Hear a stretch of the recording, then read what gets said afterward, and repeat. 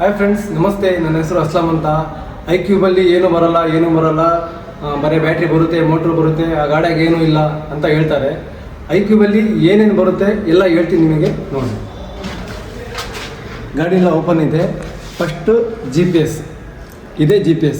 ನಿಮ್ಮ live tracking ಎಲ್ಲ ಏನೇನಿದೆಯೋ Bluetooth connect ಮಾಡ್ತೀವಲ್ಲ ಅದೆಲ್ಲ ಇದೇ ಕಂಟ್ರೋಲ್ ಮಾಡೋದು. ಆಮೇಲೆ ಮುಂದ್ಗಡೆ ನೋಡಿರಿ ಈ ಥರ ಇರುತ್ತೆ. ಫುಲ್ ಬಿಚ್ಚಿದ್ದೀನಿ.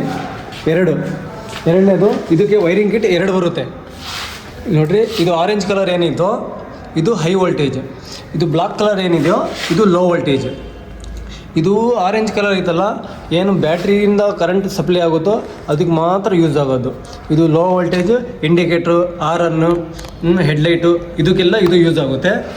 ಆಮೇಲೆ ನೋಡಿರಿ, ಇದು MCU ಅಂತಂದರೆ ಮೋಟರ್ ಕಂಟ್ರೋಲ್ ಯೂನಿಟ್.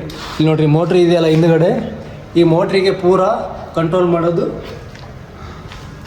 ಇವನೇ. ಇಲ್ಲಿ ನೋಡಿರಿ. ಆಮೇಲೆ 2 ರಿಲೇ ಬರುತ್ತೆ, ಒಂದು ಓಪನ್ ರಿಲೇ, ಒಂದು ಕ್ಲೋಸ್ ರಿಲೇ. ಇವೆರಡು ವರ್ಕ್ ಆದ್ರೇ ಗಾಡಿ ಸ್ಟಾರ್ಟ್ ಆಗೋದು. ಆಮೇಲೆ 2 battery, BA battery, BB battery. ಆಮೇಲೆ ಇಲ್ಲಿ ಹಿಂದ್ಗಡೆ ಇದಕ್ಕೆ ಮೋಟ್ರು ಅಂತಾರೆ, BLDC ಮೋಟ್ರು ನೋಡಿ. ಆಮೇಲೆ ಇದಕ್ಕೆ DC ಕನ್ವರ್ಟ್ರ್ ಅಂತಾರೆ.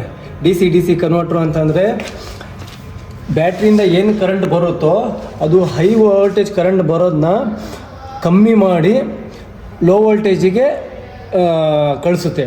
ಇದು ಬರೀ ಕರೆಂಟ್ನ ಸಪ್ಲೈ ಕಂಟ್ರೋಲ್ ಮಾಡೋದು.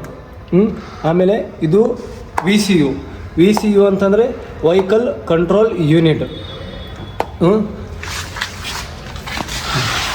ಇಷ್ಟು ಬರುತ್ತೆ ನೋಡಿ.